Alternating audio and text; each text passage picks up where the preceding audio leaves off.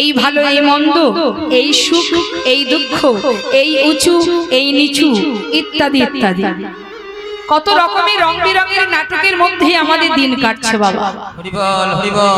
সম্পূর্ণ সংসার জীবনটা যেটা একমাত্র মোহ আর মায়া। আপন তো কেউ নয়, কেউই আপন নয়। তাহলে আপন করে রেখেছি কেন? মায়ার টানে। ছেলে আমার মেয়ে আমার, একবার বিচার করে দেখুন, কাতবকান্তা কাস্তে পুত্র, কেউ আমার নয়। যার যার কর্ম অনুযায়ী এই মর্তধামে আমরা এসেছি